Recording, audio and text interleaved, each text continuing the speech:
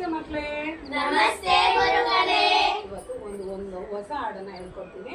ಪ್ರಾಣಿ ಪಕ್ಷಿಗಳ ಕೂಗನ್ನ ಯಾವ ಆರ್ಡರ್ದಲ್ಲಿ ಹೇಳ್ಕೊಡ್ತೀನಿ, ಸರಿನಾ? ನಾನು ಹೇಳ್ಕೊಟ್ಮೇಲೆ ನೀವು ಹೇಳ್ಬೇಕು. ಸರಿ. ಕೊಕ್ ಕೊಕ್